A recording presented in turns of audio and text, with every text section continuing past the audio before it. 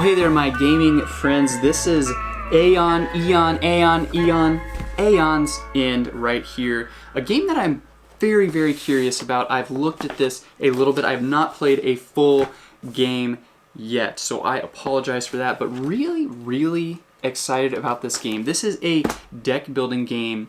I compare it to Dominion in a sense, but it definitely has some key differences. Now, what is similar about Dominions? You have a bunch of cards that you may or may not use in different games, so that gives you a lot of replay ability options, which I think is fantastic. Another thing that I love is this is actually a cooperative game, and so you have the monster that you are fighting against. So you set his health at the beginning, and then you're working to basically kill him throughout the game, and then this is the health of your little civilization, your team right there.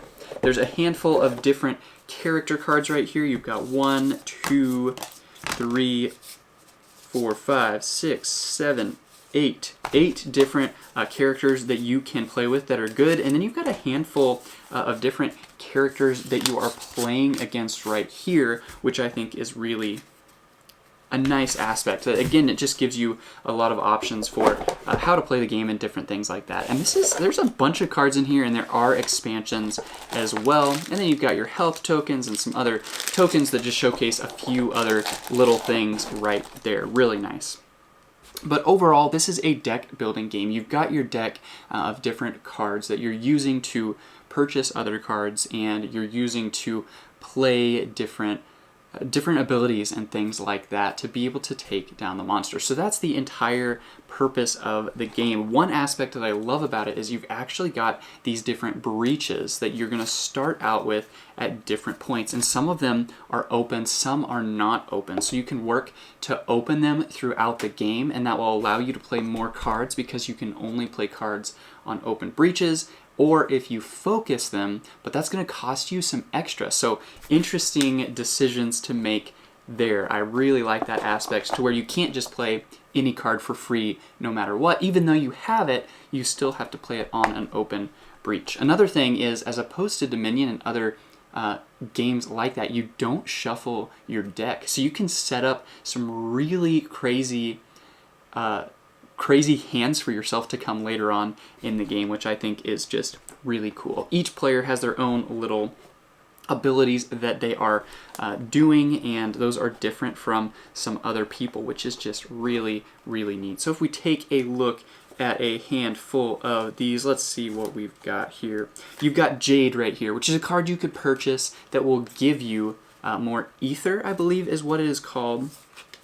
That is a gem, and gems you can use to purchase more. And then you have Spark, cast, deal 1 damage. That's a spell card. So you have spell cards, you have gem cards, and you definitely have some other cards. Let's see what else we've got here. I think there was one more type of card in there that it mentioned. Let's see what we've got right here. Gem cards, spell cards,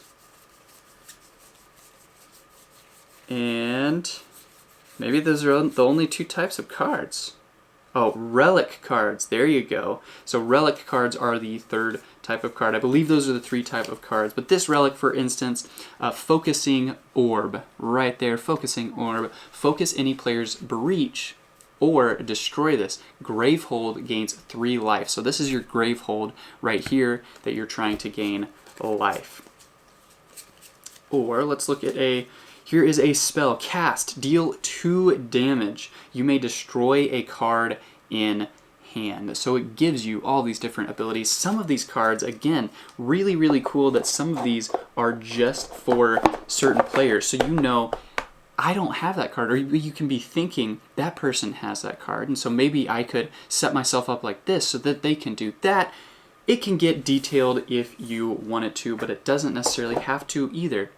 Really excited about this game. It is a 1 to 4 player game. It is a cooperative game, and I'm really, really excited to get a full game in me sometime soon. But that is what I know about it, and that hopefully will give you just a little bit of information about this game and whether it may or may not be right for you. So if you enjoy games like Dominion, other deck building games, this is one that really you should take a look at. So hopefully that helps you guys, give you a little bit more information about that game. Thanks a bunch.